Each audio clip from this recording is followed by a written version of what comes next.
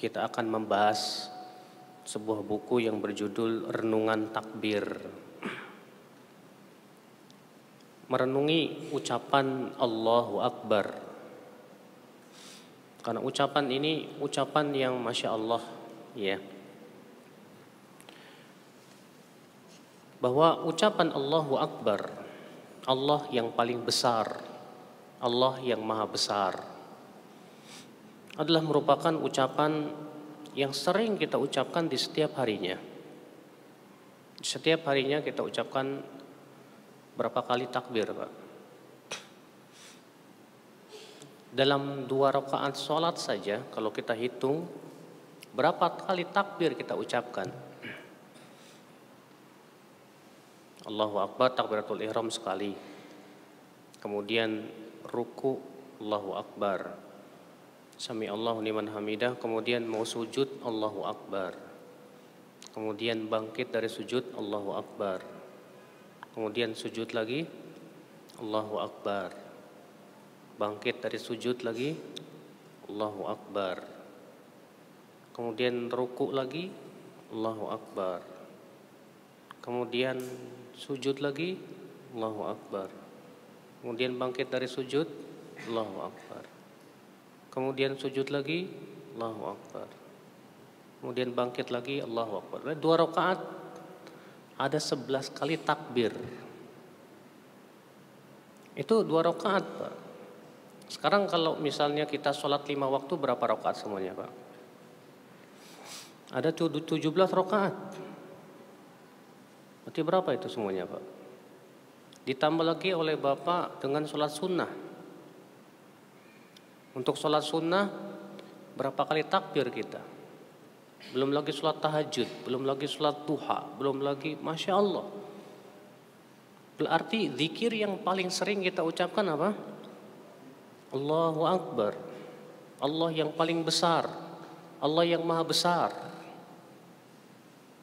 Maka dari itu Bapak dan Ibu sekalian, kalau begitu betapa pentingnya kita untuk mengkaji apa makna daripada takbir Allahu Akbar. Iya. Allahu Akbar yang mempunyai makna semua sudah tahu. Bahwa Allahu Akbar maknanya adalah Allah yang paling besar, Allah yang maha besar. Iya. Coba Bapak sekalian, kita renungi sejenak tentang bagaimana kebesaran Allah Subhanahu wa taala. Bagaimana kita bisa merasakan kebesaran Allah Subhanahu wa taala? Tentu kita melihat kepada makhluk-makhluknya. Bumi yang kita pijak ini, bumi yang kita injak ini, Pak, tidak ada yang mengetahui besarnya kecuali Allah Subhanahu wa taala. Tapi bumi ini begitu besar sekali. Langit, adakah orang yang mengetahui bagaimana besarnya langit? Langit yang 7 lapis. Langit pertama saja Allah mengatakan bahwa di dalam langit pertama itu terdapat bintang-bintang. Allah berfirman, "Walaqad zayyana as-samaa'a ad-dunya bimasabih." Dan sungguh kami telah menghiasi langit dunia itu dengan bintang-bintang.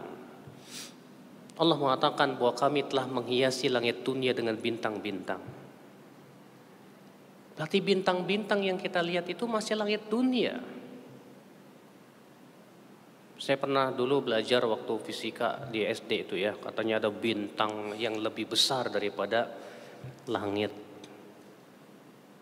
Kalau ternyata bintang-bintang yang begitu banyak, ribuan bahkan jutaan, ternyata itu masih di langit dunia.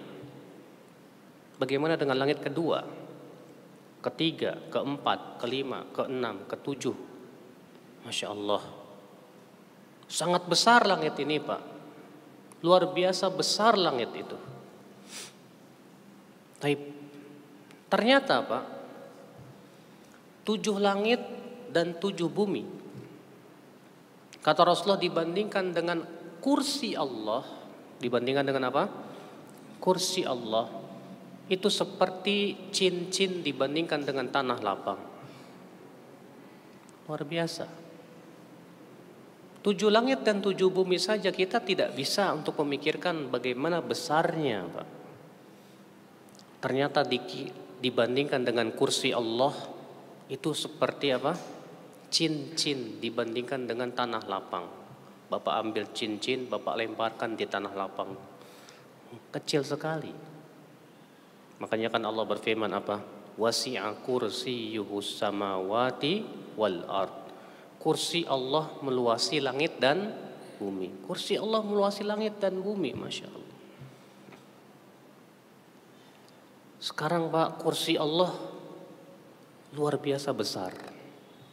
Ternyata kata Rasulullah, kursi Allah dibandingkan dengan arasnya seperti cincin dibandingkan dengan padang pasir. Bisa memikirkan besarnya arsy Allah? Berarti kalau langit dan bumi dibandingkan dengan arasnya bagaikan debu, Pak. Kecil sekali. Makanya makhluk yang Allah ciptakan yang paling besar itu apa? Arasy. Arsyur Rahman. Luar biasa. Dan ternyata arasy kata Rasulullah SAW dipikul oleh para malaikat. Iya.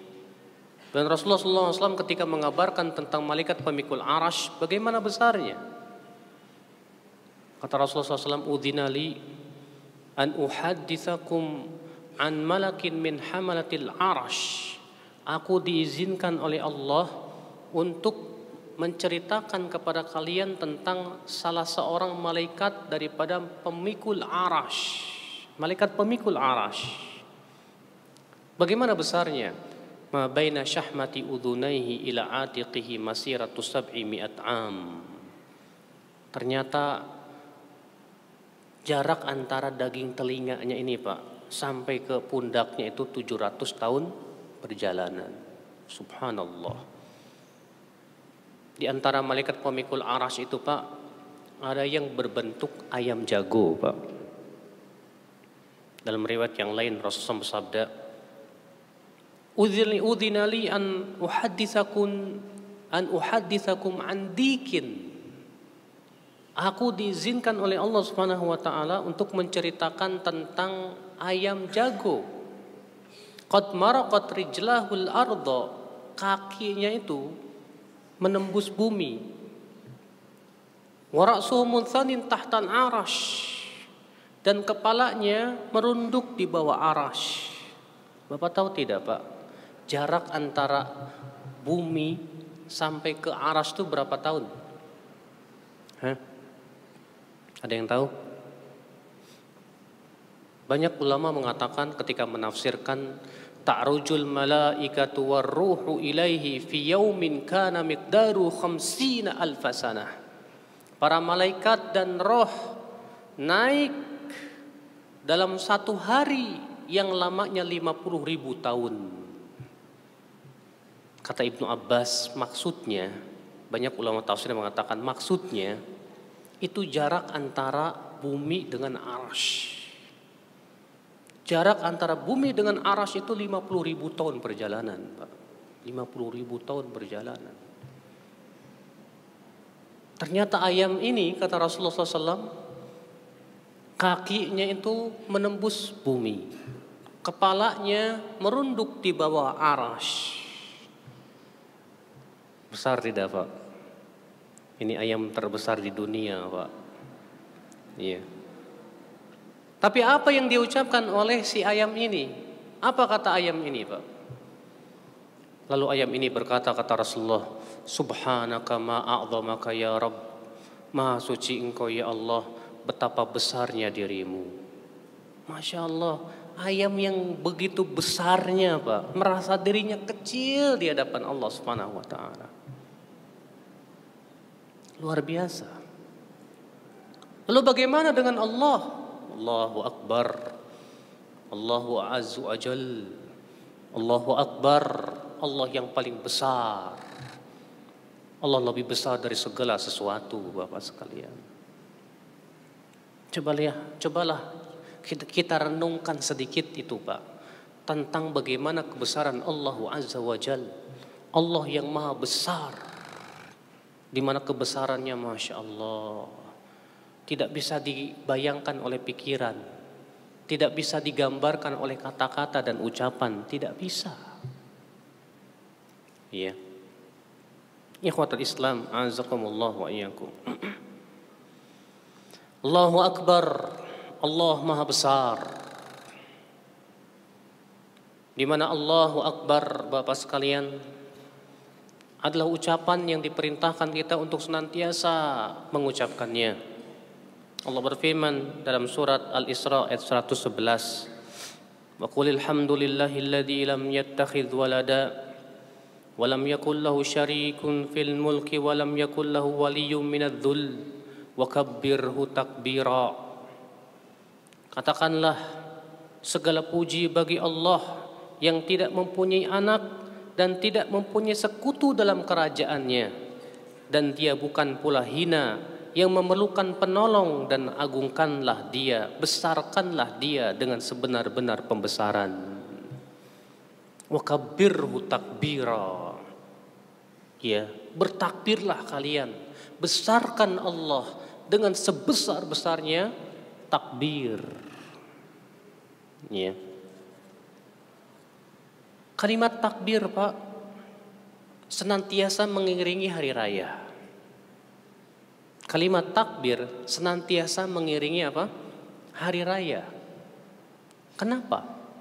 Kenapa di saat hari raya kita bersenang-senang, kita bergembira, ternyata Allah memerintahkan kita untuk banyak bertakbir di hari raya? Ya, Allah berfirman misalnya, walitukmilul iddah walitukabbirullaha ala ma hadakum wa la'allakum tashkurun, dan hendaklah kalian menyempurnakan jumlah bilangan bulan Ramadan, dan hendaklah kalian bertakbir membesarkan Allah atas hidayah yang Allah berikan kepada kalian, juga atas kalian agar kalian menjadi orang-orang yang bersyukur. Di waktu Idul Adha dianjurkan kita bertakbir juga. Apa hubungannya takbir dengan hari raya, Pak? Karena hari raya itu adalah merupakan nikmat yang Allah berikan kepada kita.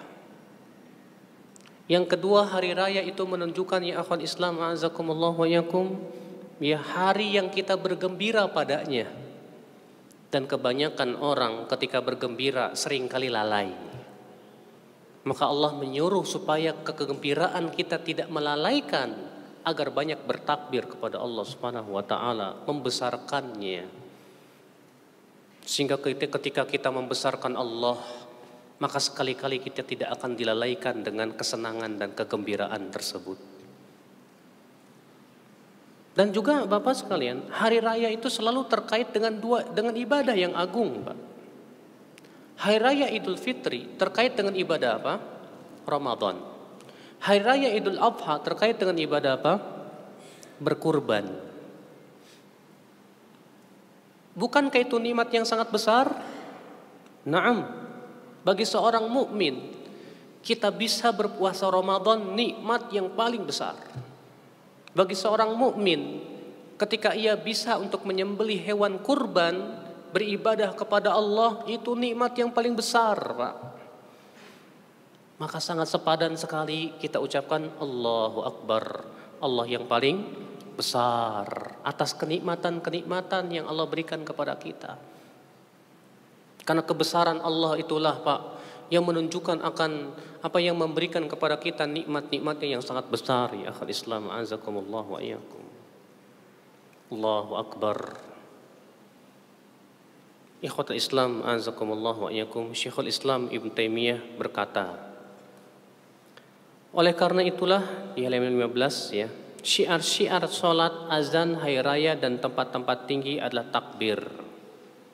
Ia adalah salah satu kalimat yang paling utama setelah Al-Quran. Subhanallah, alhamdulillah, la ilaha illallah, Allahu Akbar. Sebagaimana disebutkan dalam riwayat Bukhari dan Muslim, di mana Rasulullah bersabda, ahabbul kalami ilallah, subhanallah, alhamdulillah, la ilaha illallah, Allahu akbar.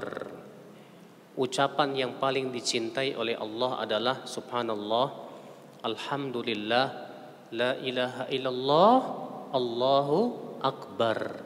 Ini ucapan yang paling dicintai oleh Allah Subhanahu wa taala. Iya. Dan tidak ada satupun dalil yang membolehkan menggantikan lafaz Allahu akbar dengan Allahu a'zam. Enggak boleh. Maka harus kita ucapkan Allahu akbar karena itu yang paling sempurna maknanya, yang paling kuat maknanya ya akhwat Islam dibandingkan dengan Allahu a'zam. Iya. Dan Rasulullah SAW menganggap sholat tidak sah kecuali dengan takbir Allahu akbar. Maka kalau ada orang yang sholat, wajib dia memulai sholatnya dengan ucapan apa? Allahu akbar. Boleh tidak Pak, kalau kita mau sholat kita ucapkan subhanallah. Atau kalau kita mau sholat kita ucapkan alhamdulillah. Sah nggak sholatnya Pak? Nggak sah. Nah sekarang rahasianya apa sih? Ketika kita hendak sholat kita ucapkan Allahu akbar. Apa rahasianya Pak? Al-Imam Ibnu Qayyim rahimahullah menyebutkan rahasia. Kenapa sih ketika kita hendak sholat hendaknya dimulai dengan takbir Allahu akbar? Kata beliau, karena itu kunci kekhusyuan. Beliau berkata, "Faman kana Allahu akbar min kulli syai." Siapa yang Allah lebih besar dari segala sesuatu di hatinya, khasya'at jawarihuhu, maka dia akan khusyuk dalam sholatnya. Tapi siapa ada yang lebih besar ya di matanya ya daripada Allah Subhanahu wa taala, dia tidak akan bisa khusyuk, Pak. Tidak akan bisa khusyuk. Maka ini menunjukkan Bapak sekalian, kekhusyuan seorang hamba itu mengikuti pengagungan dia kepada Allah. Semakin seseorang itu mengagungkan Allah, semakin seseorang itu membesarkan Allah, semakin dia akan khusyuk di dalam sholatnya. Tapi semakin ia kurang mengagungkan Allah Subhanahu wa taala, Pak, semakin ia kurang di dalam khusyuknya dia kepada Allah Subhanahu wa taala. Iya.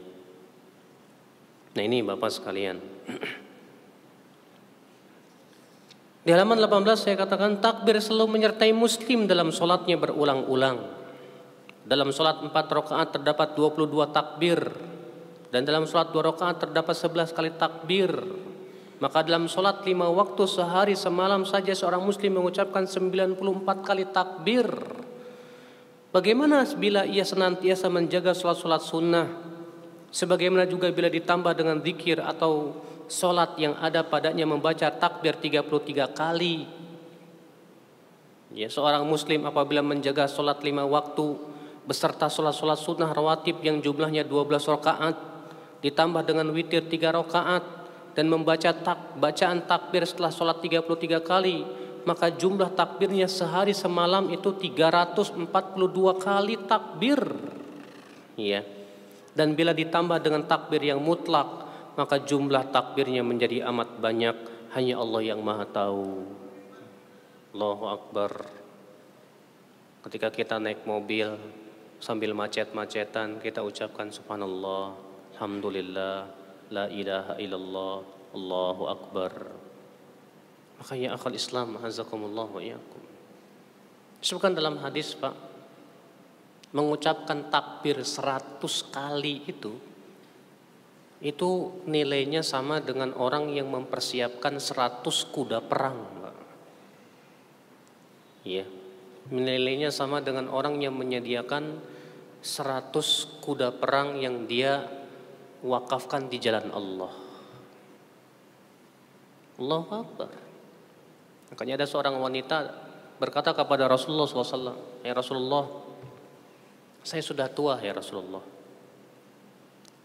Ajarkan kepada saya sebuah ibadah yang bisa saya lakukan sambil saya duduk ya Rasulullah, karena saya sudah tua." Kata Rasulullah apa? Ucapkan subhanallah 100 kali, alhamdulillah 100 kali, Allahu Akbar 100 kali, la ilaha illallah 100 kali. Kemudian Rasulullah menyebutkan ya masing-masing keutamaannya. Di antaranya Allahu Akbar. Ternyata itu sama dengan menyediakan kuda perang 100 ekor. Luar biasa. Maka dari itulah subhanallah Bapak sekalian, betapa agungnya ucapan Allahu Akbar. Maka banyak kita mengucapkan Allahu Akbar. Ikhwatul Islam azakumullah wa iyyakum. Syekh Muhammad bin Al-Amin Asy-Syamqiti di halaman 20 beliau berkata, Allahu Akbar artinya agungkanlah Dia dengan sebesar-besarnya pengagungan.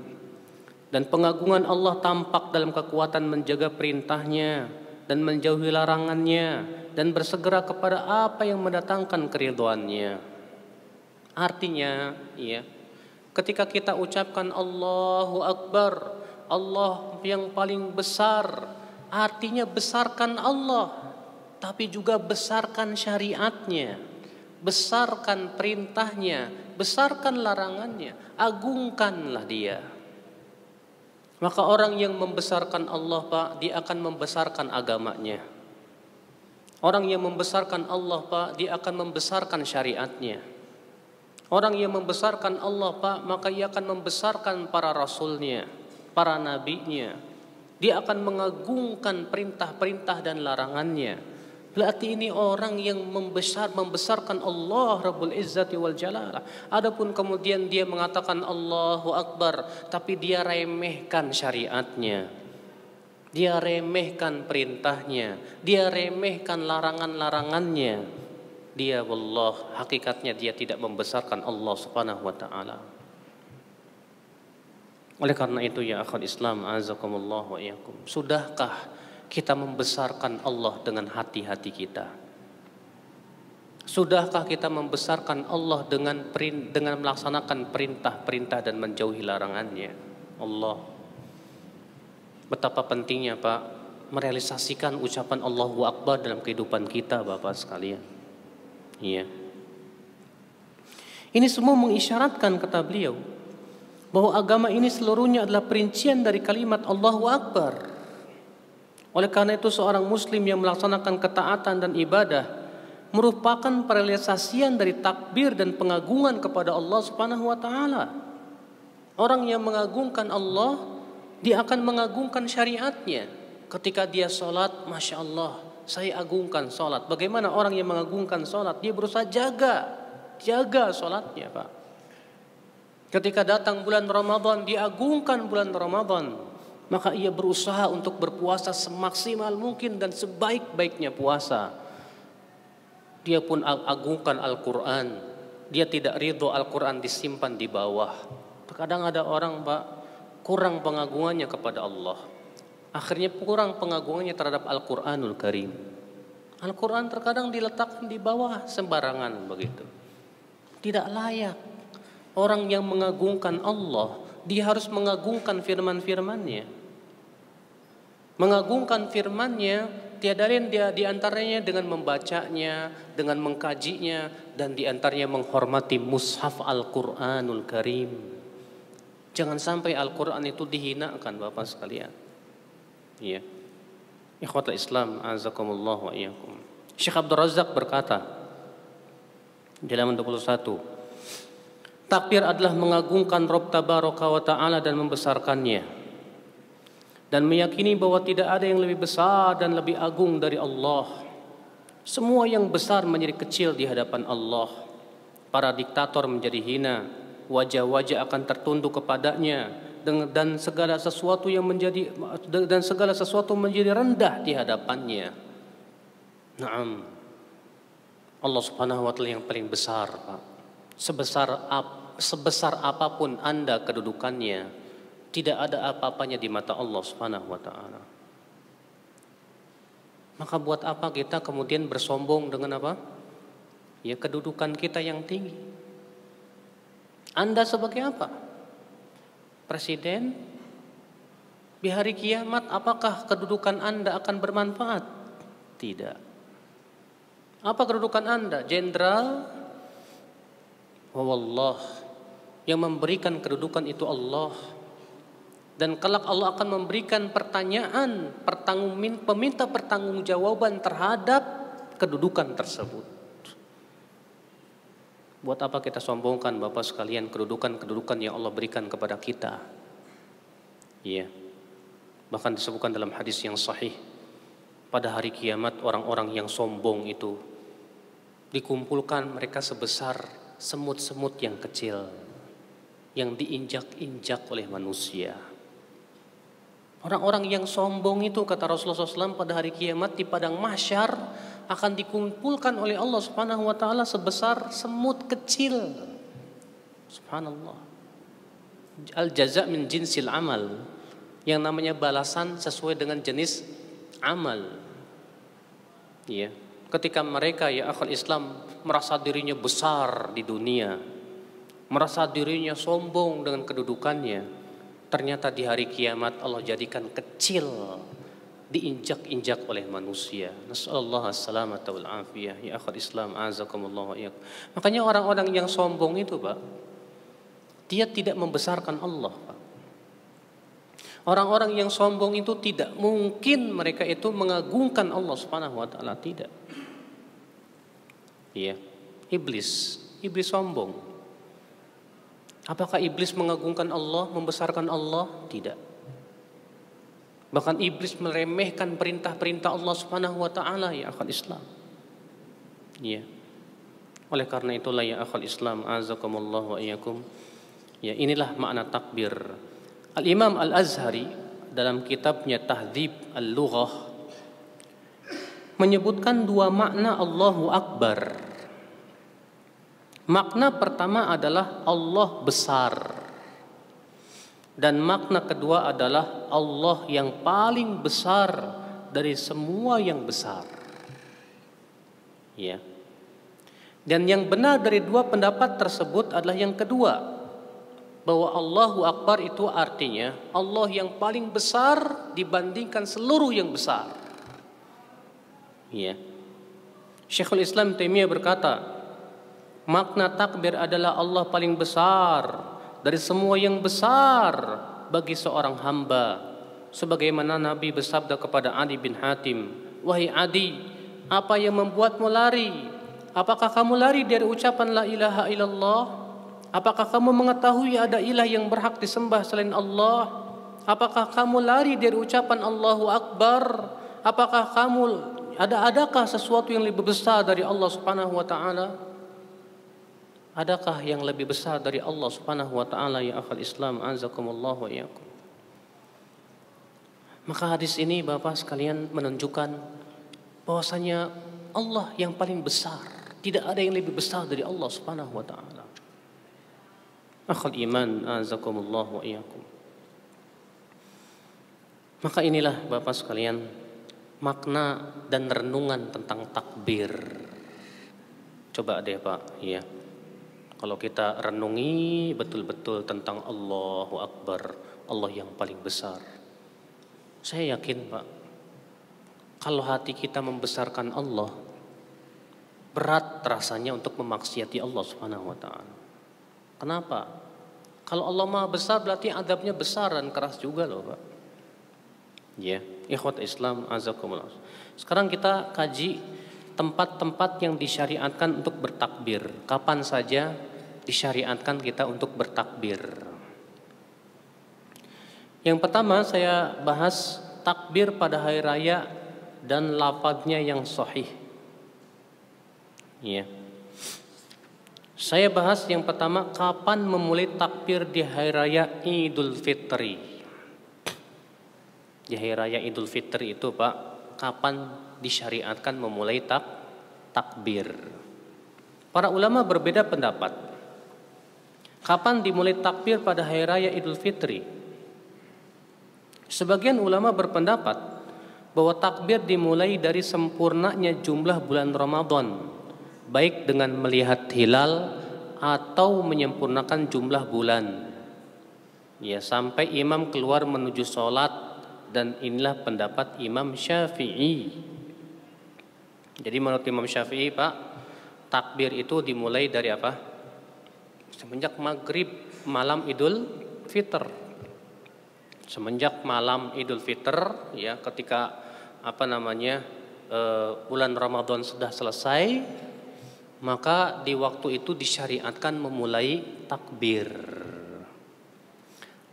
Imam Syafi'i berkata dalam kitab Al-Um, ya, di jilid 2 halaman 486, tahqiq Dr. Rifat Fauro, apabila mereka telah melihat hilal, aku suka agar manusia bertakbir, baik secara berjamaah maupun sendiri-sendiri, di masjid, di pasar, di jalan-jalan, di rumah, baik musafir ataupun mukim, di setiap keadaan dan di mana saja, dan mereka mengeraskan takbirnya, dan mereka terus bertakbir sampai menuju tempat sholat, sampai keluarnya imam untuk bertakbir, kemudian berhentilah takbir itu.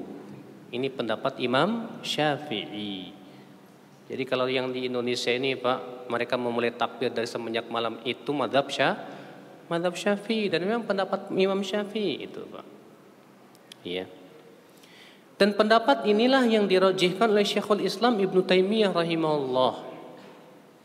Ibnu Taimiyah berkata, dan takbir Idul Fitr dimulai dari semenjak terlihatnya hilal dan diakhiri dengan selesainya sholat Id, yaitu selesainya imam dari khutbah atas pendapat yang sahih.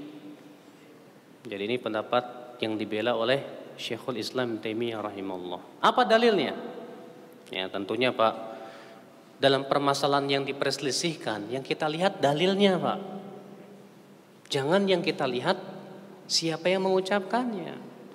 Kadang di masyarakat kita, ketika terjadi perselisihan ulama, yang kita jadikan dalil itu pendapat ulamanya gitu loh.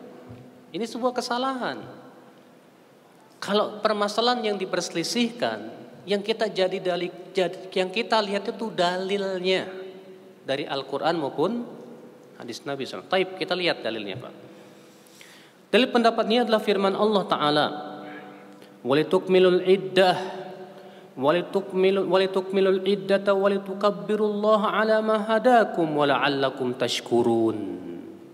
Dan hendaklah kamu mencukupkan bilangannya, dan hendaklah kamu mengagungkan Allah atas petunjuknya yang diberikan kepadamu supaya kamu bersyukur.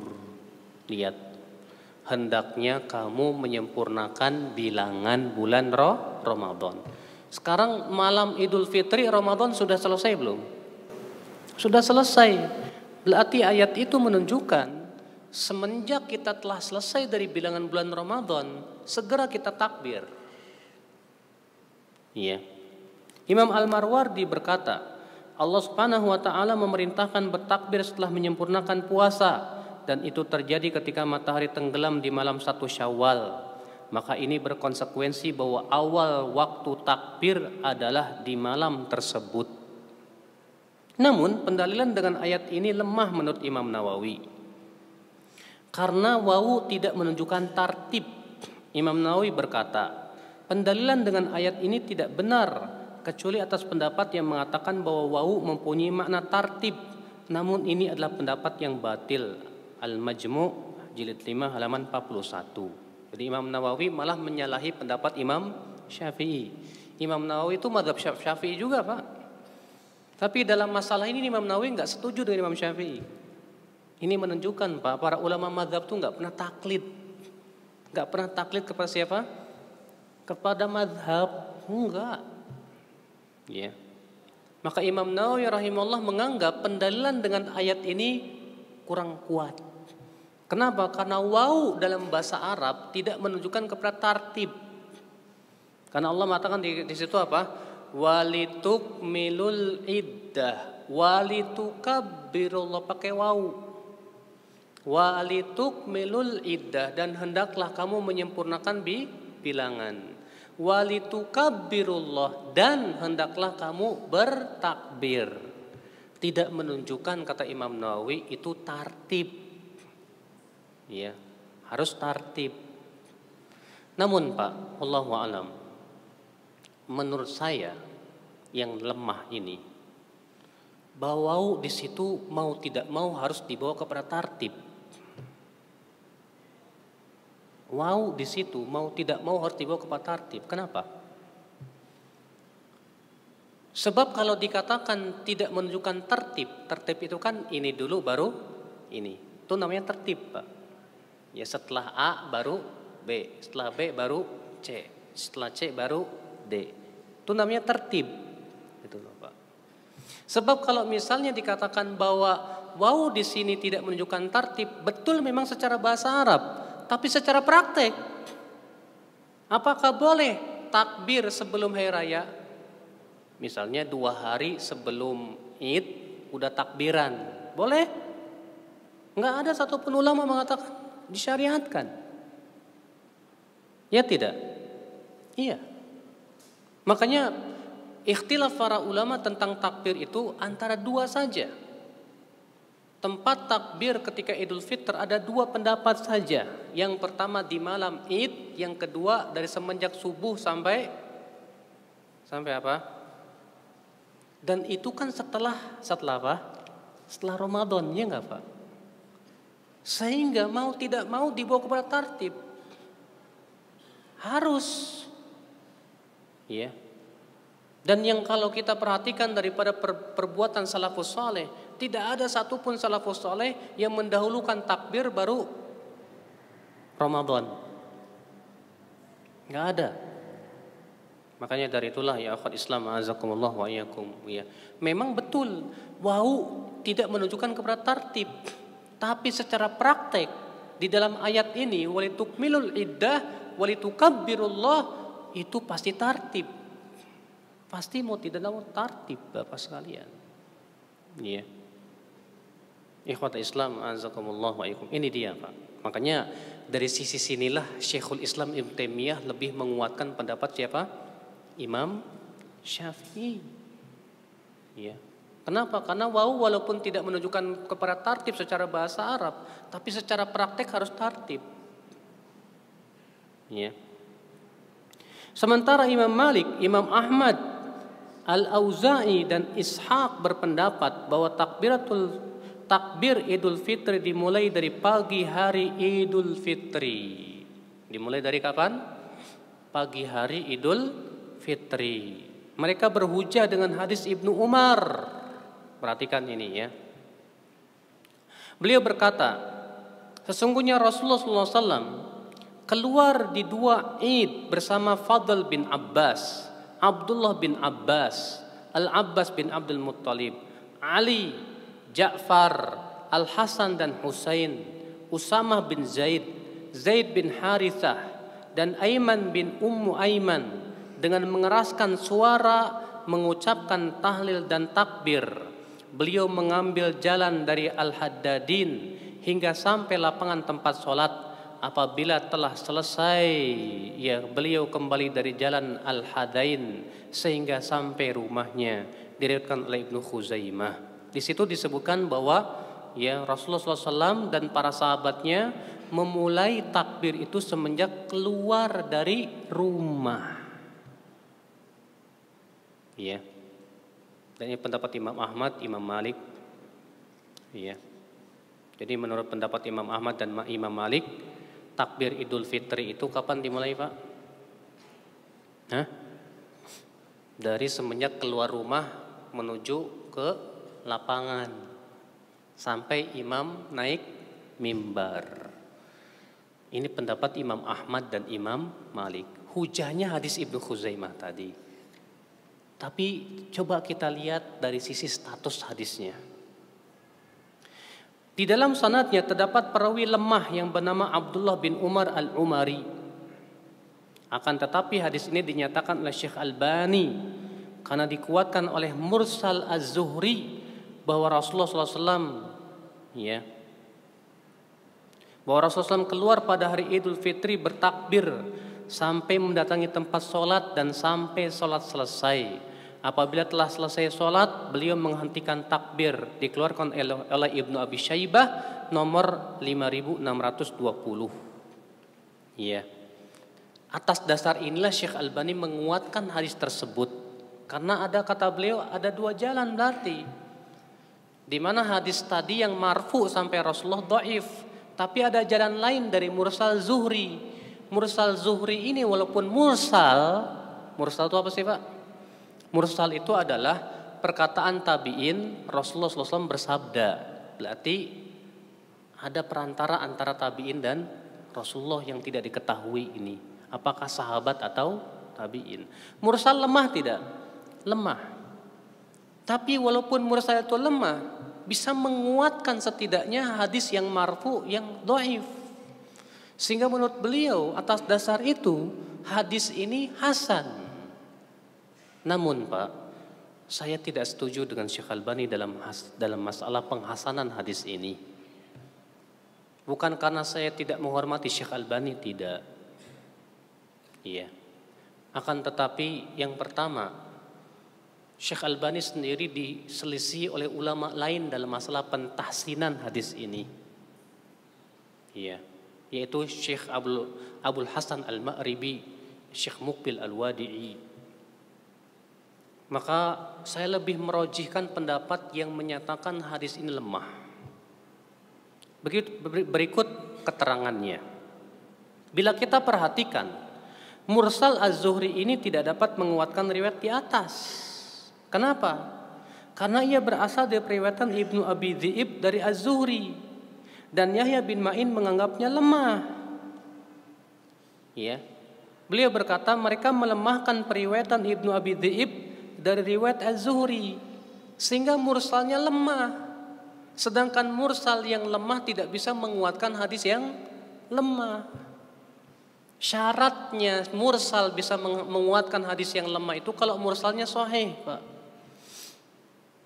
Sekarang bagaimana dikatakan bahwasanya mursal ini bisa menguatkan hadis tersebut sementara mursalnya saja lemah? Dalam sanadnya ada periwayatan Muhammad bin Abi Dhi'ib dari Zuhri dan periwayatan Muhammad bin Abi Dhi'ib dari Az-Zuhri itu lemah. Kata Yahya bin Ma'in, Bapak sekalian. Dan di antara hal yang menunjukkan kelemahan juga adalah bahwa hadis ini diriwayatkan dengan wajah yang berbeda-beda. Terkadang dimarfukan kepada Rasulullah, terkadang dinisbatkan kepada orang-orang, terkadang dinisbatkan kepada perkataan Zuhri, sehingga terjadi keguncangan dalam sanadnya. Wallahu a'lam.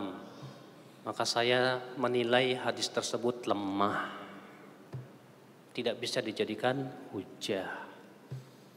Berarti hujahnya Imam Ahmad dan Imam Malik pun lemah, Pak. Jadi gimana nih? Ya. Dalilnya lemah dari Rasulullah SAW. Jadi dalil pendapatnya juga lemah, tidak bisa dijadikan hujah. Namun bila kita melihat dari praktek salafus saleh dalam riwayat-riwayat yang sahih, hal itu menunjukkan bahwa mereka memulai takbir dari semenjak keluar rumah sampai selesai sholat seperti asar Ibnu Umar. Dan ini yang penulis condong kepadanya. Kenapa? Karena melihat dari asar-asar para sahabat seperti Ibnu Umar dan beberapa asar lain dari tabi'in. Namun kita pun tidak menganggap sesat orang yang melakukan takbir di malam hari. Karena apa? Karena tidak ada nas yang sahih.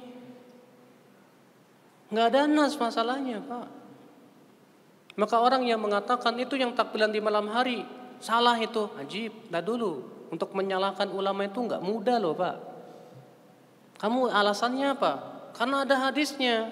Hadisnya mana? Hadis Ibnu Khuzaimah bahwa Rasulullah dan para sahabatnya mulai takbir dari semenjak keluar rumah. Itu hadis dhaif. Tidak bisa dijadikan hujah. Ya sudah saya jelaskan tadi penjelasannya akan kedhaifan hadis tersebut. Jadi kalau misalnya dalil Anda lemah juga nggak bisa menyalahkan yang lain dong. Nah, kadang di masyarakat kita ini, Pak, ya, mereka yang takbirannya semenjak keluar sampai menyalahkan yang takbiran di malam hari dan mengatakan bahkan bid'ah. Padahal tidak ada satupun ulama yang membid'ahkannya, Pak. Iya. Siapa pendahulu Anda untuk mengatakan itu bid'ah? Sok mangga, sebutin satu saja. Sementara Imam Ahmad berkata kepada murid-muridnya, jangan kamu berfatwa dalam perkara yang kamu tidak punya salafnya terdahulu. Jangan kamu berfatwa dalam permasalahan yang kamu tidak ada pendahulunya. Sekarang kamu mengatakan bahwa takbir di malam Id itu bid'ah. Mangga sebutkan siapa salaf Anda, siapa pendahulu Anda. Jangan berani-beraninya seperti itu ya akhi, azakallah wa iyyakum. Ya. Makanya kita lihat terkadang Masya Allah ya, teman-teman yang udah ngaji nih Pak ya, karena sudah punya keyakinan seakan-akan bahwa takbir yang di malam hari itu salah, sebuah kesalahan yang pasti sudah. Fala haula wala quwata illa billah. Ini sebuah kesalahan dalam bersikap Pak. Kewajiban kita adalah melihat mana yang paling rajih, yang kuat, ambil. Karena ini masalah yang tidak ada nasnya masalahnya. Beda kalau jelas ada nasnya, sorry lagi, na'am, sami'na wa ata'na. Tapi kalau tidak ada nasnya yang sorry, kenapa kita harus kemudian begitu mudahnya menyesatkan orang? Ya, ikhwata Islam, azakumullah wa iyyakum. Sekarang kita masuk takbir pada hari raya Idul Adha. Takbir pada hari raya apa? Idul Adha. Takbir pada hari raya Idul Adha ada dua macam. Ya, takbir Idul Adha ada dua macam. Yang pertama takbir mutlak. Apa sih takbir mutlak tuh Pak? Takbir mutlak itu artinya takbir yang kita ucapkan kapan saja, di mana saja, tidak terikat. Itu takbir mutlak namanya. Yang kedua takbir muqayyad. Apa itu? Takbir yang terikat dengan waktu dan tempat. Adapun takbir mutlak maka dimulai dari semenjak awal Dzulhijjah. Ya. Awal Dzulhijjah tanggal berapa Pak? Ya tanggal 1 lah. Ya. Ya, dari semenjak awal Dzulhijjah kita sudah disyariatkan untuk memperbanyak takbir. Kapan saja, di mana saja. Ya. Sampai tanggal 13 Dzulhijjah sore hari. Dasarnya Imam Bukhari berkata dalam sahihnya, wa qala Ibnu Abbasin wadhkurullaha fi ayyami ma'lumat ayyamil ashr wal ayyamul ma'dudat ayyamut tasyrik wa kana Ibnu Umar wa Abu Hurairah yakhrujani ila suqi fi ayyamil ashr yukabbirani wa yukabbirun nasu bitakbirihima. Ibnu Abbas berkata tentang makna firman Allah, dan ingatlah Allah pada hari-hari yang telah diketahui. Maksudnya hari-hari 10 awal bulan Dzulhijjah. Dan hari-hari yang terhitung adalah hari-hari tasyrik. Dan adalah Ibnu Umar dan Abu Hurairah pernah keluar ke pasar pada hari-hari 10 awal. Keduanya bertakbir dan manusia pun bertakbir mengikuti takbir keduanya. Bayangkan sampai-sampai Abu Hurairah dan Ibnu Umar pergi ke pasar. Ngapain Pak? Cuma mau takbir. Akhirnya apa? Orang-orang yang ada di pasar pun semuanya ikut takbir. Jadi pasar ramai dengan takbir. Itu pada 10 awal bulan Dzulhijjah. Bayangkan. Pernah nggak Pak antum pergi ke mall takbiran? Allahu Akbar. Iya. Ini sunnah sudah hilang Pak. Sunnah yang hilang. Sudah tidak lagi terdengar. Kebanyakan kita yang terdengar itu takbir dari semenjak tanggal 9. Ada yang memulainya. Ya, tapi untuk memulai takbir dari tanggal 1 gak kedengeran.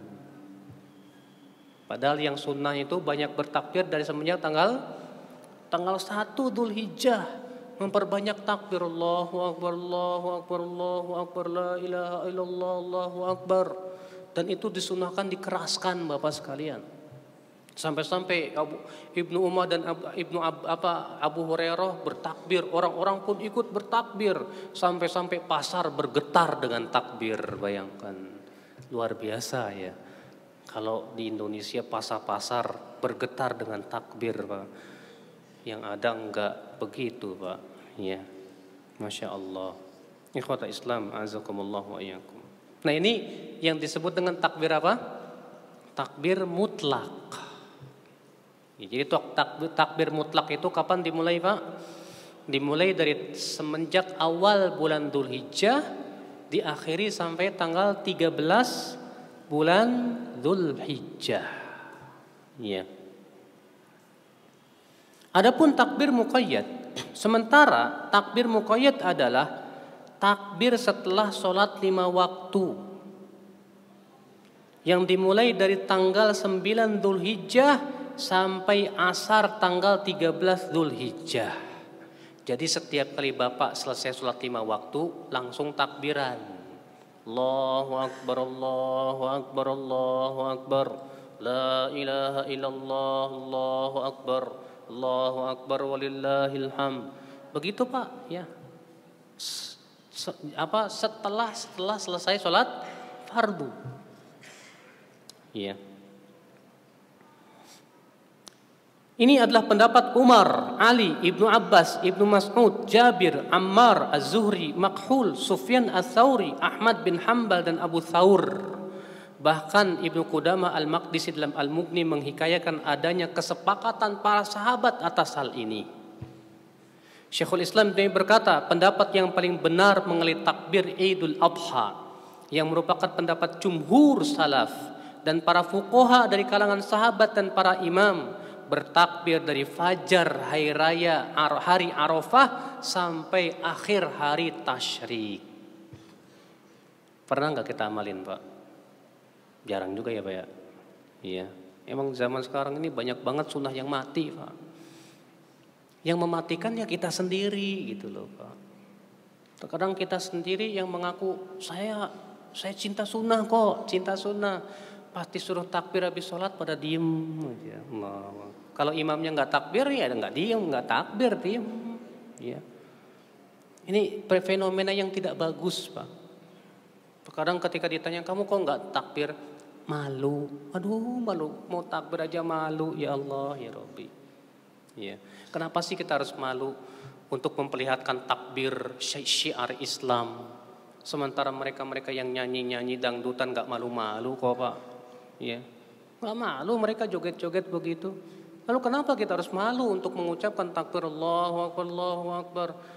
Malu Ustaz, nanti orang-orang pada ngeliatin. Cuekin aja, biar mereka tahu, lihat nih sunnah Nabi Sallallahu Alaihi Wasallam. Ini sunnah Nabi Sallallahu Alaihi Wasallam, sunnah para sahabat. Bahkan ini menjadi ijma dari seluruh madhab.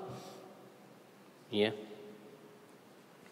Al-Hafidz Ibnu Hajar Al-Asqalani berkata, tidak ada satupun hadis yang sahih dari Rasulullah SAW. Yang paling sahih adalah berasal dari sahabat Ali dan Ibnu Mas'ud, yaitu dimulai subuh dari hari Arafah sampai asar akhir hari Mina. Dikeluarkan oleh Ibnu Munzir dan lainnya.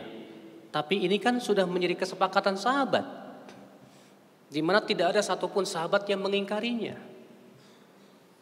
Sementara kata Imam Syafi'i rahimahullah, pendapat sahabat yang tidak diselisih oleh sahabat lainnya dan pendapat sahabat ini masyhur di kalangan sahabat, maka itu hujjah. Itu apa? Hujjah. Iya. Masyhur nggak di kalangan sahabat, Pak? Masyhur banget. Sampai-sampai Abu Hurairah, Ibnu Umar pun bertakbir. Ibnu Mas'ud dan para sahabatnya untuk takbir mutlak pun menyatakan begitu. Bahkan imam yang 4 dari imam madhab yang 5, madhab Syafi'i, Hambali, Hanafi, ya demikian pula Maliki, ditambah lagi madhab Zahiri, semua menyatakan sunnah. Tidak ada perselisihan.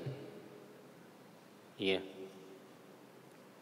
Ikhwat Islam, azakumullah wa iyyakum. Nah sekarang bagaimana lafaz takbir hari raya yang sahih?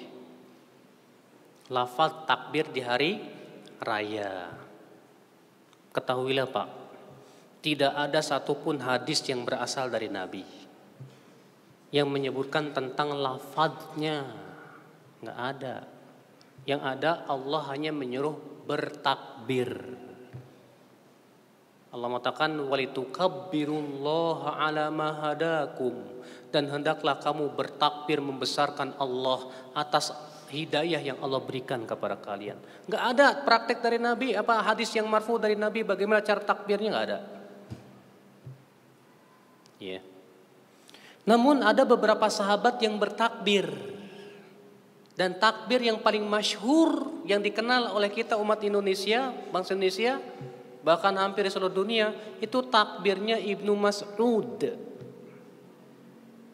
Allahu Akbar, Allahu Akbar, Allahu Akbar. La ilaha illallah, Allahu Akbar. Allahu Akbar walillahil hamd. Itu takbirnya Ibnu Mas'ud. Ya. Diriwayatkan oleh Ibnu Abi Syaibah dalam Musannafnya. Ada lagi takbir Ibnu Abbas, dan ini enggak dikenal. Ibnu Abbas di hari raya takbirnya begini, Pak. Allahu Akbar kabira, Allahu Akbar kabira, Allahu Akbar wa ajal, Allahu Akbar walillahil hamd. Nah, enggak kenal kan? Ya, ini takbirnya siapa? Ibnu Abbas. Ya. Gimana Pak takbir Ibnu Abbas? Allahu Akbar kabira, Allahu Akbar kabira, Allahu Akbar wa ajal. Terus Allahu Akbar walillahil hamd. Ini takbirnya Ibnu Abbas. Iya. Diriwayatkan Ibnu Abi Syaibah juga dengan sanad yang sahih. Syekh Albani berkata, dan telah sabit pengucapan takbir 2 kali dari Ibnu Mas'ud, dikeluarkan Ibnu Abi Syaibah dengan sanad yang sahih. Akan tetapi ia menyebutkan di tempat lain dengan 3 kali takbir. Demikian pula Imam Al-Baihaqi meriwayatkan dari Yahya bin Sa'id, dari Al-Hakam bin Farukh, Abu Bakar dari Ikrimah dari Ibnu Abbas dengan 3 kali takbir, dan sanadnya juga sahih. Akan tetapi Ibnu Abi Syaibah meriwayatkan dari jalan lain dengan lafaz Allahu Akbar kabira, Allahu Akbar kabira, Allahu Akbar wa ajal, Allahu Akbar walillahil hamd. Dalam riwayat Ikrimah diberikan tambahan lagi, Allahu Akbar wa ajal, Allahu Akbar ala mahadana.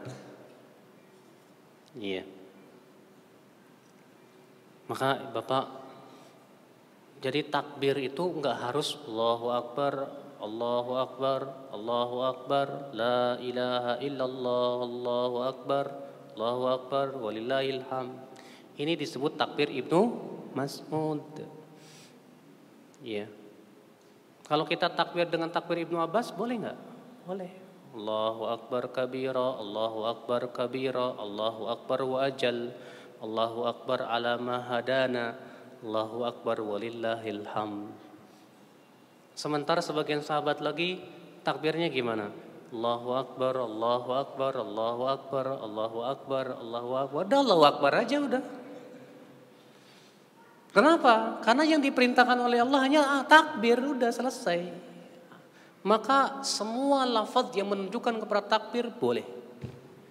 Karena apa? Karena tidak ada dalil dari Rasulullah SAW. Maka para sahabat pun kemudian berbeda-beda lafaz dalam takbir. Maka dengan apapun kita bertakbir, yang penting kita bertakbir, silakan, enggak masalah. Ya. Allahu Akbar kabira, walhamdulillahi katsira, wa subhanallahi bukratan wa asila, misalnya. Namun Al-Hafidz Ibnu Hajar menyebutkan tentang adanya tambahan di zaman yang beliau hidup, ya, itu bisa dibaca di halaman 38. Nah, ini Pak, takbir di hari raya Idul Fitri dan Idul Adha. Ya. Sekarang kita masuk takbir dalam sholat hari raya. Takbir dalam sholat apa? Hari raya. An Aisyah, dari Aisyah semoga Allah meridainya, anna Rasulullah SAW kana yukabbir fil fitri wal adha fil ula sab'a takbiratin wa fil thaniyah khamsan. Dari Aisyah radhiyallahu anha bahwa Rasulullah SAW adalah bertakbir di sholat Idul Fitri dan Idul Adha. Di rakaat pertama itu 7 kali takbir, dan di rakaat kedua itu 5 kali takbir. Ini masyhur Pak, insya Allah semua kita tahu. Cuman hukumnya wajib apa enggak Pak? Hah? Hukumnya wajib apa sunnah? Kok bengong? Hukumnya sunnah, tidak wajib. Loh kok bisa sunnah Ustadz? Iya, karena itu sebatas perbuatan Nabi. Dan kaidah usul fikih mengatakan sebatas perbuatan Nabi tidak menunjukkan kepada wajib. Saya belum mendapatkan ulama yang mewajibkannya. Itu ya sepengetahuan saya. Jadi itu sunnah. Jadi kalau imam misalnya Pak, takbir cuma sekali Allahu Akbar, lupa. Sah nggak Pak? Sah, selesai.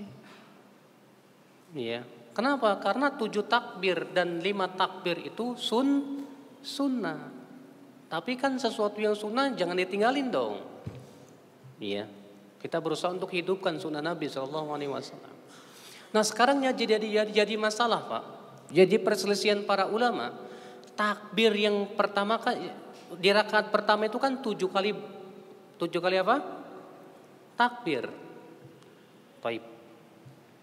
Yang 7 kali takbir ini Pak, masuk takbiratul ihram apa enggak?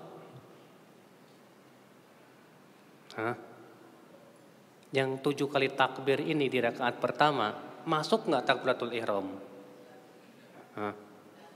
Alasannya? Apa? Rukun. Iya. Terjadi ikhtilaf para ulama. Sebagian mengatakan masuk, dalilnya keumuman hadis tersebut. Rasulullah SAW mengucapkan 7 kali takbir di rakaat pertama.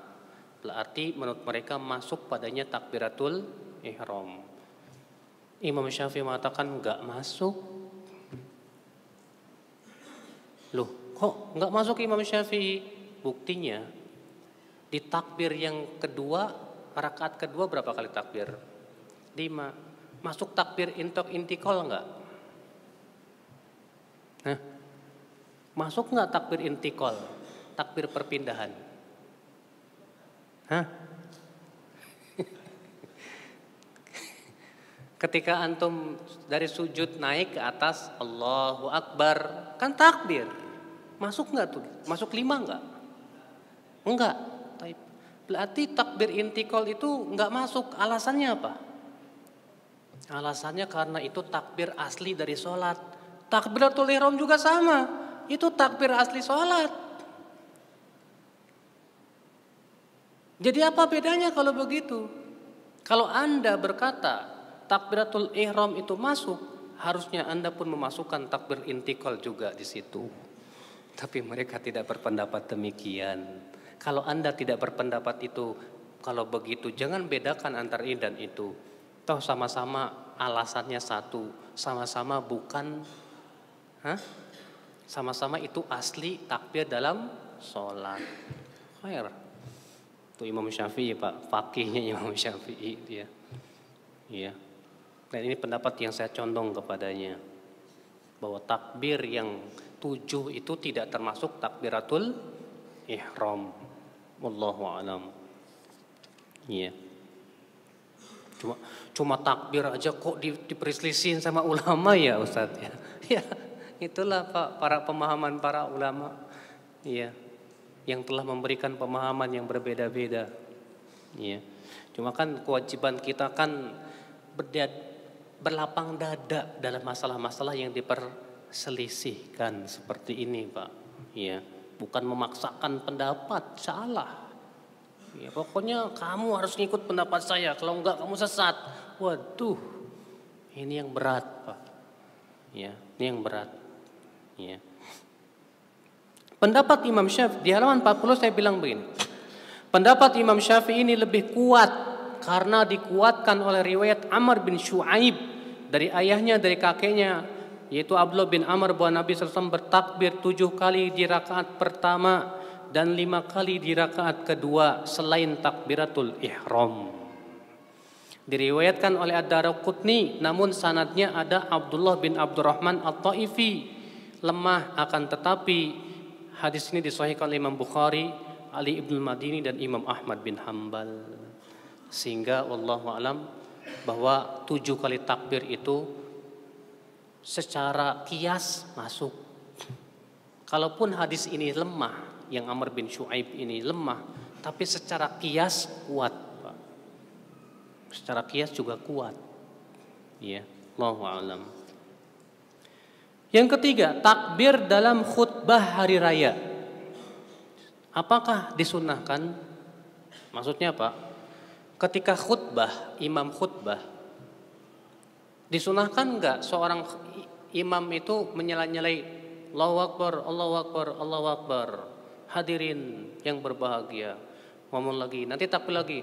Allahu Akbar, Allahu Akbar, Allahu Akbar. Sunnah enggak tuh? Saya sebutkan di sini. Dalam kurung tidak sunnah. Kenapa? Karena ternyata dalilnya lemah. Sebuah hadis lemah yang diriwayatkan oleh Ibnu Majah, karena Nabi sallallahu alaihi wasallam yukabbir baina adhafil khutbah, yukthiru takbir fi khutbatil idain. Nabi SAW bertakbir di sela-sela khutbah, memperbanyak takbir dalam khutbah kedua hari raya. Ini hadis lemah karena di dalam sanadnya terdapat perawi yang bernama Abdurrahman bin Sa'ad yang meriwayatkan dari ayahnya, dari kakeknya. Abdurrahman lemah, ayahnya majhul, kakeknya majhul. Berarti lemahnya banget, Pak. Ya. Oleh karena itu tidak disunahkan menyela-nyelai takbir dalam khutbah hari raya sebagai yang kita lihat di zaman ini. Tidak ada sunnahnya. Bahkan sebagian khotib memulai khutbahnya dengan takbir. Ini pun tidak ada sunnahnya. Justru Nabi memulai takbir itu dengan apa? Innal hamdalillah nahmaduhu wa nasta'inuhu. Yang penting pujian-pujian kepada Allah Subhanahu wa ta'ala.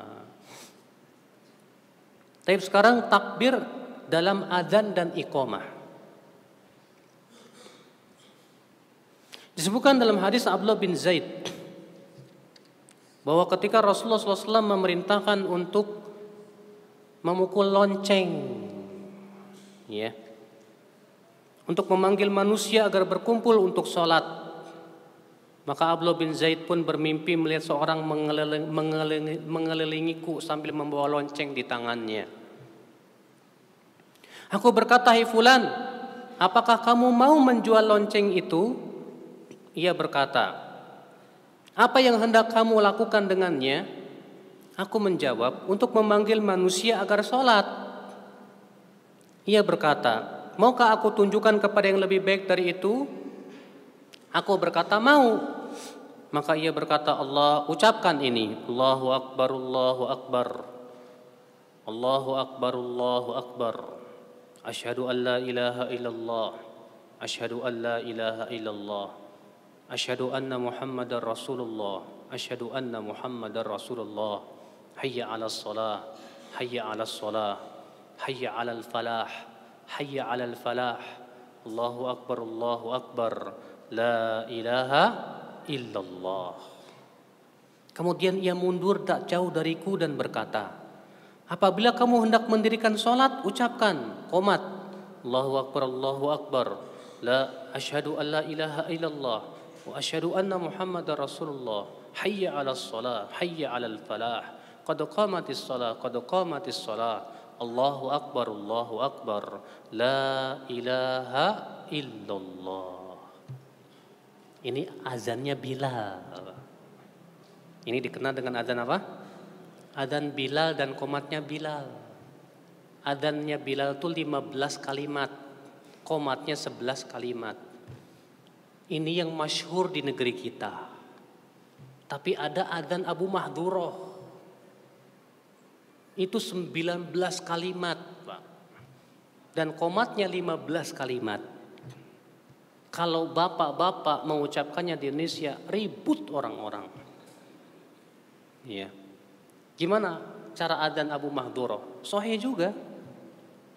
Allahu Akbar, Allahu Akbar, Allahu Akbar, Allahu Akbar. Kemudian diucapkan salirih. Asyhadu an la ilaha illallah, Asyhadu an la ilaha illallah, Asyhadu anna Muhammadar Rasulullah, Asyhadu anna Muhammadar Rasulullah. Lalu kembali lagi dengan keras. Asyhadu an la ilaha illallah, Asyhadu an la ilaha illallah, Asyhadu anna Muhammadar Rasulullah, Asyhadu anna Muhammadar Rasulullah. Selanjutnya sama dengan adzan Bilal. Bisa coba di masjid antum. Ribut masyarakat. Apaan tuh? Agama baru tuh. Padahal hadisnya sahih. Masyhur di kalangan para ulama. Dalam kitab-kitab hadis, siapa saja yang pernah belajar fikih pasti kenal adzan Abu Mahdurah. Cuma masyarakat kita karena saking awamnya, Pak. Pokoknya sesuatu yang mereka baru dengar dianggapnya apa? Aneh, sesat. Nah, itu yang jadi masalah gitu loh, Pak. Padahal hadisnya sahih, masyhur di kalangan para pengkaji fikih faham insyaallah. Iya. Takbirnya iqamatnya Bilal apa? Allahu akbar, Allahu akbar. Asyhadu an la ilaha illallah, asyhadu anna Muhammadar Rasulullah. Hayya 'alas shalah, hayya 'alal falah. Qad qamatis shalah, qad qamatis shalah. Wallahu akbar, la ilaha illallah. Tapi Abu Mahdurah beda lagi. Allahu akbar, Allahu akbar. Asyhadu an la ilaha illallah, asyhadu an la ilaha illallah. Asyhadu anna Muhammad Rasulullah, asyhadu anna Muhammad Rasulullah. Hayya 'alas shalah, hayya 'alas shalah, hayya 'alal falah, hayya 'alal falah. Qad qamatis shalah, qad qamatis shalah. Allahu akbar, Allahu akbar. La ilaha illallah. Itu qomatnya Abu Mahdurah. Antum kalau qomat begitu juga bakal dianggap sesat, Pak. Padahal hadisnya masyhur. Iya. Subhanallah, ikhwatul Islam, azakumullah wa iyyakum. Namun, Pak, ada kesalahan yang perlu kita perhatikan. Dalam masalah lafaz takbir ketika adzan, terkadang ada muadzin memisah. Seperti begini, Allahu akbar, Allahu akbar. Ini salah. Disalahkan oleh para ulama. Kenapa? Yang benar disatukan. Allahu akbar, Allahu akbar. Satu. Allahu akbar, Allahu akbar. Karena tidak ada satupun riwayat bahwa Bilal atau Abu Mahdurah memisahnya. Bahkan sebagian ulama memasukkan itu dalam kemungkaran adzan. Iya. Bahkan yang lebih salah lagi, Pak, bacaan barnya itu dipanjangin, Pak. Allahu akbar, Allahu akbar. Barnya dipanjangin. Antum tahu nggak, akbar dipanjangin tuh artinya gendang besar, Pak. Gendang besar itu bahasa Arabnya apa? Akbar. Nah, kalau Allahu akbar jadi gimana tuh, Pak? Allah gendang. Kan harusnya Allahu akbar, Allah yang paling besar. Makanya penting seorang muadzin itu harus fasih. Ya, gara-gara nggak fasih berubah makna. Akhirnya apa? Adzannya nggak sah kata para ulama. Ya. Sekarang kita masuk yang kelima, takbir di dalam sholat. Takbir yang hukumnya rukun. Pembahasan takbir ada beberapa macam. Yang pertama, takbir yang hukumnya rukun. Ini ada hanya satu, yaitu takbiratul ihram saja. Namun, Pak, dalam tata cara mengucapkan takbiratul ihram ada 3 macam. Ya. Pertama, mengangkat tangan berbarengan dengan takbir. Dan ini yang sering dilakukan oleh Nabi. Berdasarkan hadis Abdullah bin Umar, ra'aitun Nabi sallallahu alaihi wasallam iftatahat takbir fis shalah farafa'a yadayhi hina yukabbir hatta yaj'alahuma hadwa mankibaih. Ya, rawahul Bukhari. Aku melihat Nabi SAW membuka takbir dalam sholat, maka beliau mengangkat kedua tangannya ketika bertakbir. Kata-kata ketika berarti berbarengan. Allahu Akbar. Yang kedua, mengangkat tangan sebelum bertakbir. Angkat tangan dulu, baru Allahu Akbar. Dasarnya hadis Abdullah bin Umar juga ia berkata, karena Rasulullah SAW idza qama ila shalah rafa'a yadayhi hatta takuna hadwa mankibai thumma kabbar.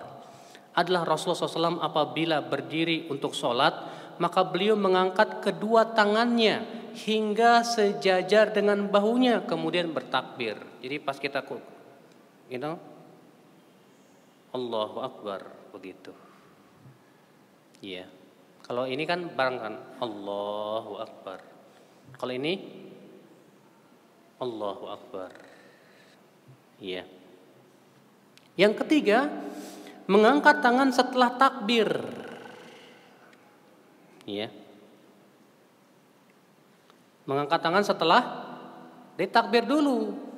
Allahu Akbar, baru mengangkat tangan. Hadisnya, hadis Malik bin Al-Huwairis, bahwa Abu Qilabah pernah melihat Malik bin Huwairis apabila sholat ia bertakbir kemudian mengangkat kedua tangannya. Apabila hendak ruku ia mengangkat kedua tangannya. Apabila telah mengangkat kepalanya dari ruku ia mengangkat kedua tangannya. Dan ia menceritakan bahwa Rasulullah SAW melakukan demikian. Rasulullah SAW melakukan demikian. B. Takbir yang sunnah, takbir yang wajib, itu takbir untuk perpindahan atau disebutkan dengan takbir intikal. Takbir intikal itu perpindahan dari satu gerakan ke gerakan. Nabi SAW itu Pak, setiap kali berpindah dari satu gerakan selalu dengan bertakbir. Iya. Para ulama berselisih pendapat, apakah takbir intikal itu hukumnya sunnah atau wajib? Sebagian ulama berpendapat bahwa takbir intikal hukumnya sunnah saja. Dasarnya bahwa takbir intikal tidak disebut dalam hadis musi sholat tahu.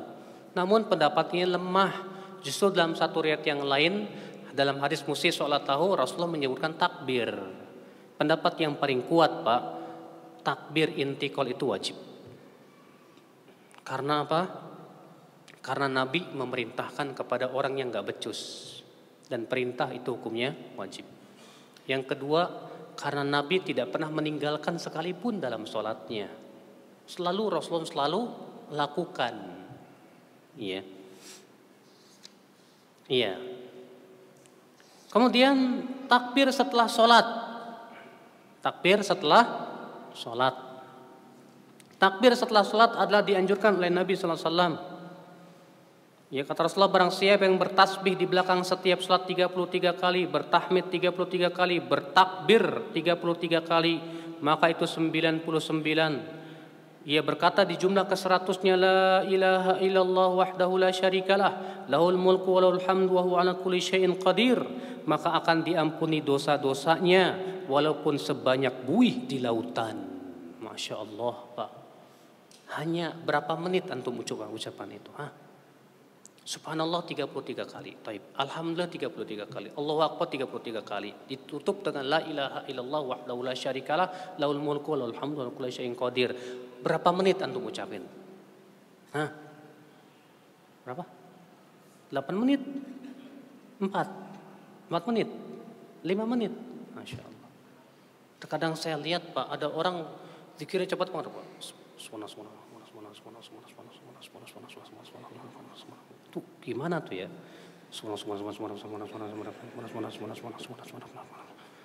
Dalam 1 menit selesai. Iya. Kalau Rasulullah SAW biasanya menghitungnya dengan jari jemari. Subhanallah, subhanallah, subhanallah.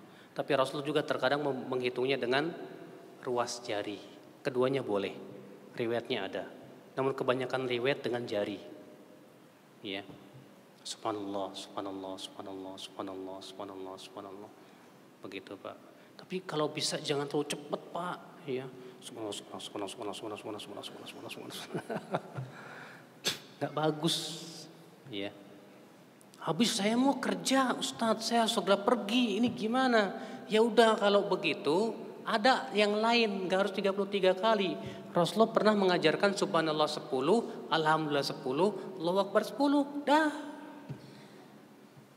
Ada pilihan. Kalau memang ternyata kepepet waktunya gitu kan. Iya. Padahal kalau kita ucapan subhanallah 33 kali, alhamdulillah 33 kali, Allahu Akbar 33 kali, ditutup dengan la ilaha illallah la syarikalah lahul mulku wa huwa ala kulli syai'in qadir sekali. Itu kata Rasulullah menggugurkan dosa-dosa kita sebanyak buih yang ada di lautan. Luar biasa. Cuma 5 menit nggak sampai. Gara-gara itu dosa kita yang sebanyak buih itu digugurkan oleh Allah Subhanahu wa taala. Makanya dalam riwayat yang lain Rasulullah bersabda apa? Pahalanya besar, yang mengamalkannya sedikit. Ya. Yang mana sedikit. Nah, jadi permasalahan adalah ikhtilaf para ulama. Apakah zikir setelah sholat itu dilafadzkan dengan keras atau disirkan? Ya, kalau di Indonesia biasanya apa? Dikerasin. Iya. Baik, Pak. Mazhab Imam Ahmad mengatakan yang sunnah keras. Mazhab Imam Ahmad mengatakan yang sunnah apa? Dalilnya hadis Ibnu Abbas. Kunna na'rifu inqidha'a sholati Rasulullah SAW bitakbir. Dari Ibnu Abbas berkata, dahulu kami mengetahui selesainya sholat Rasulullah SAW dengan takbir. Berarti Ibnu Abbas mendengar. Dan berarti yang lain, anna raf'a as-saut bidzikri hina yansarifu an-nas min al-maktubah kana ala ahdi Rasulullah sallallahu alaihi wasallam. Bahwa mengangkat salat, mengangkat zikir, sesungguhnya mengangkat suara dengan zikir setelah manusia selesai melaksanakan salat fardu ada di zaman Nabi sallallahu alaihi wasallam. Jadi menurut Imam Ahmad yang sunnah zikir setelah salat itu dikeraskan, tidak disirkan. Ini mazhab Imam Ahmad. Sementara mazhab Imam Syafi'i mengatakan yang sunnah sir dan boleh dalam rangka taklim, tapi tidak boleh terus menerus. Boleh dikeraskan sekali-kali saja untuk mengajarkan, tapi tidak boleh terus menerus. Jadi Pak, yang ada di Indonesia ini ngamalin mazhab siapa Pak? Hah? Yang ada di Indonesia ini ketika zikirnya dikeraskan ngamalin mazhab siapa? Hambali, bukan mazhab Syafi'i. Jadi kalau Anda mengatakan kalau kita harus, terkadang kan sebagian orang berkata begitu, kita harus ikut mazhab satu saja, nggak boleh banyak-banyak. Jujur, iya harus. Tapi buktinya Anda setelah sholat zikirnya keras. Itu kan mazhab Syafi'i. Enggak kok, niat saya dalam rangka taklim kok tiap hari. Imam Syafi'i mengatakan nggak boleh terus menerus. Ya. Justru Imam Syafi'i mengatakan yang sunnah tidak dikeraskan. Yang Imam Ahmad mengatakan apa? Yang sunnah dikeraskan. Apa dalilnya Imam Syafi'i? Ayat. Ya, dalam surat Al-A'raf ayat 205, Pak. Allah mengatakan wadhkur rabbaka fi nafsika tadarru'an wa khifah wa dunal jahri minal qaul. Dan berzikirlah mengingat Rabbmu pada dirimu dengan penuh ketundukan dan rasa takut dan suara yang tidak keras. Allah mengatakan di situ suara yang tidak keras ketika berzikir. Maka kata Imam Syafi'i, pada asalnya zikir tidak boleh dikeraskan. Kecuali kalau ada dalil yang menunjukkan diperintahkan dikeraskan, seperti adzan, seperti takbir Idul Fitri, Idul Adha, seperti talbiyah. Betul ada perintahnya. Tapi kalau tidak ada perintahnya, dikembalikan kepada bahwa zikir pada asalnya tidak keras. Tidak keras. Iya. Dan pendapat ini yang saya condong kepadanya, Pak. Kenapa? Adapun riwayat Ibnu Abbas tadi tidak menunjukkan itu terus menerus. Ibnu Abbas hanya mengatakan mengangkat suara dengan zikir setelah sholat fardu ada di zaman Nabi. Ya. Berkata Ibnu Battal, perkataan Ibnu Abbas sesungguhnya mengangkat suara dengan zikir setelah manusia selesai melakukan sholat fardu ada di zaman Nabi menunjukkan bahwa perbuatan tersebut tidak dilakukan di zaman Ibnu Abbas. Kenapa? Karena Ibnu Abbas hanya menghikayatkan ada di zaman Nabi. Berarti ketika Ibnu Abbas mengucapkan itu tidak dilakukan. Ibnu Abbas hanya menghikayatkan saja, ada di zaman Nabi. Maka atas pendapat inilah saya lebih condong kepada pendapat Imam Syafi'i bahwa yang sunnah zikir setelah sholat itu tidak perlu dikeraskan, ya, tidak perlu dikeraskan. Yang ketujuh, takbir di sholat jenazah. Ketahuilah Pak, kebanyakan sholat jenazah Nabi itu dengan 4 kali takbir. Takbir pertama dengan apa? Baca Al-Fatihah. Takbir yang kedua apa? Salawat. Takbir yang ketiga apa? Takbir yang ketiga doa. Takbir yang keempat bisa doa lagi lalu salam. Tapi Nabi pernah takbir sampai 9 kali. Berarti boleh takbir sekali-kali 5 kali takbir, boleh 6 kali takbir, boleh 7 kali takbir, boleh sampai 9 kali takbir, gak masalah. Sekali-kali. Ya.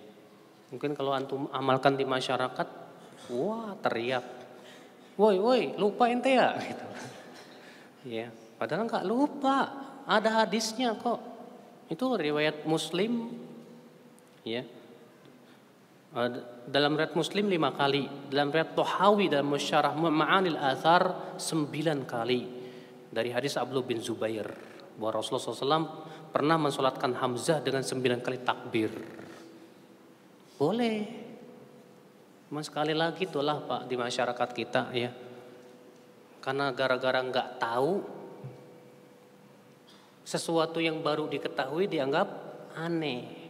Padahal hadisnya jelas ada gitu loh. Iya. Takbir ketika menyembelih hewan, maka ini disyariatkan Pak. Yaitu kita ucapkan Bismillahi Allahu Akbar. Takbir ketika melewati tempat tinggi. Tuh ingat Pak, bapak-bapak ini pasti mau tidak mau pernah melewati tempat tinggi. Naik mobil, ketika nanjak ucapkan Allahu Akbar. Turun ucapkan Subhanallah. Naik lift juga. Mau naik kemana? Tingkat berapa? Kelima. Pas mulai naik ucapkan Allahu Akbar. Kalau antum turun ucapkan Subhanallah. Naik pesawat sama. Ketika mau take off Allahu Akbar. Ketika mau turun Allahu Akbar. Tapi kita sering lupa. Sering lupa gitu itu Pak. Iya. Naik mobil yang diperhatiin pemandangannya aja. Wih indah ya Masya Allah. Pas turun. Wih turun. Ucapin ke Subhanallah. Iya. Itulah Pak memang benar kata Ibnu Mas'ud. Bahwa ketika kita naik mobil tuh setan pun berusaha merupakan kita. Ya. Untuk berzikir kepada Allah Subhanahu wa taala. Kata Ibnu Mas'ud, ya siapa yang naik mobil kemudian tidak berzikir kepada Allah, setan ikut menumpang. Lalu kemudian setan akan berkata, bernyanyilah. Kalau ternyata yang enggak pintar nyanyi, setan berkata lagi, ayo berangan-angan. Ya, yang penting gimana supaya dia tidak berzikir kepada Allah Subhanahu wa taala ketika naik kendaraan. Ya. Takbir ketika tawaf demikian disunahkan. Takbir ketika melihat perkara yang besar dan mungkar, ya bertakbir. Waktu itu Rasulullah SAW, ya dengan beberapa sahabat menuju Hunain. Ternyata sahabat yang baru masuk Islam itu melihat ada orang yang sedang iktikaf di sebuah pohon, namanya Dzatu Anwat. Kemudian para sahabat ini berkata, wahai Rasulullah jadikan buat kami pohon Dzatu Anwat sebagaimana mereka punya pohon Dzatu Anwat. Apa kata Rasulullah? Allahu Akbar. Innahas sunan. Allahu Akbar. Ini sunnah orang-orang sebelum kalian itu. Kalian mengucapkan seperti yang diucapkan oleh Banu Israel kepada Musa.